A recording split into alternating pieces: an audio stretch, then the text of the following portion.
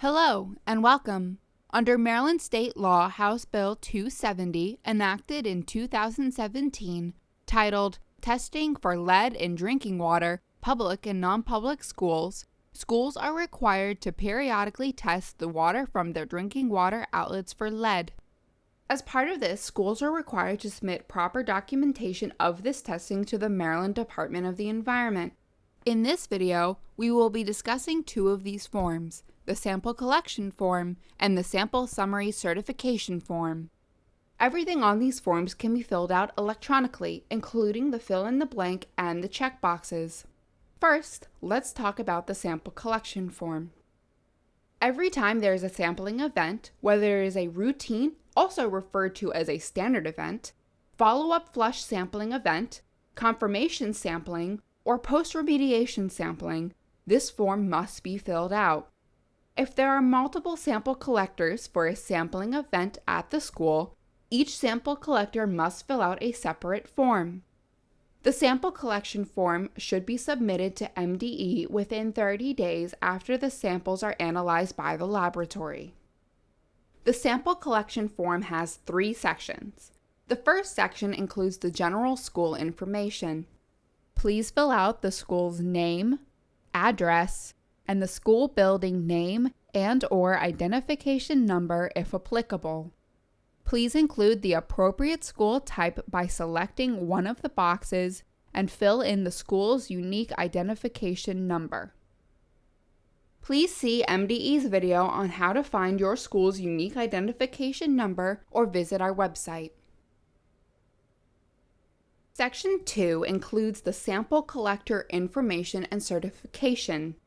Please include the collector's name, the organization of which they work for, their job title, and their contact information.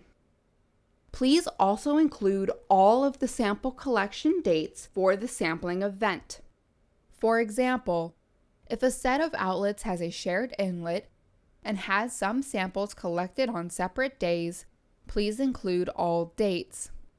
Please also include the accurate number of samples collected, including first draw samples, flush samples, and the total number of samples collected.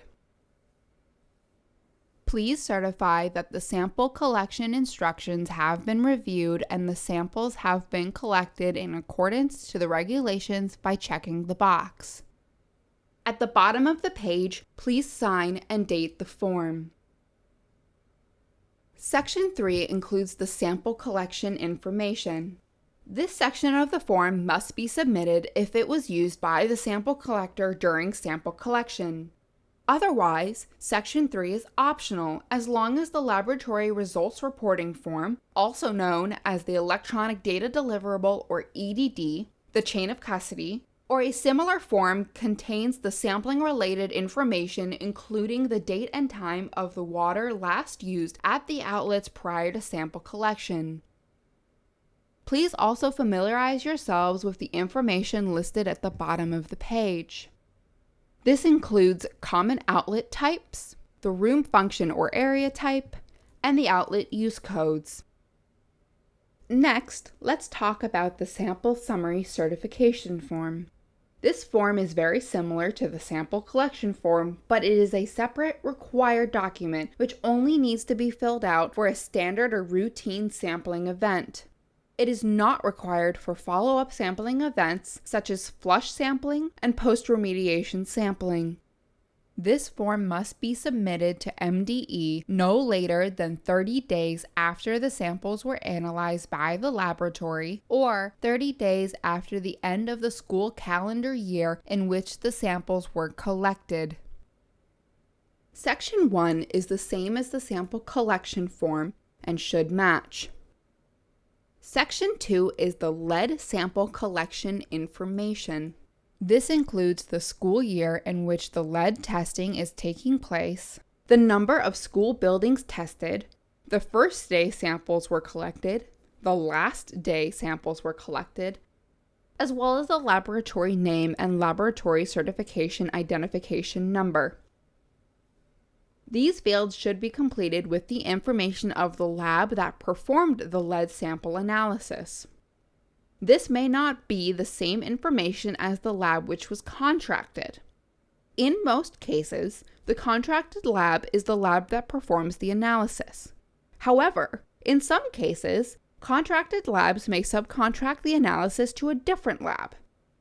If this is the case, please provide the lab name and lab certification ID of the subcontracted lab. If this information is not known, please check with your contracted lab. The laboratory certification ID number can be found on the lab report or on Maryland Department of the Environment's list of certified labs, which can be found on our website. You can also access the list of certified labs by clicking the blue underlined laboratory certification ID text on this form. Section 3 is the certification section.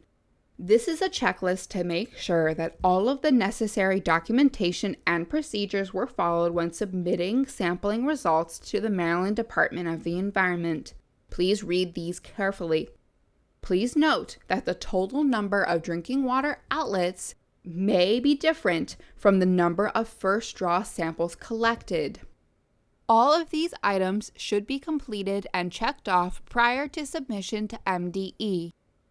At the bottom of the page, please print the name of the designated responsible person, include their signature, the date, their official job title, and their contact information.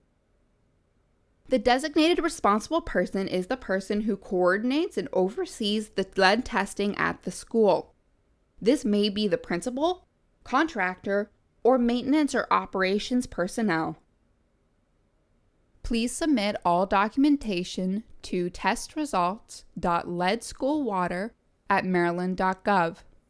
For more information, please visit our website linked in the video description below or contact us at reporting.leadschoolwater@maryland.gov.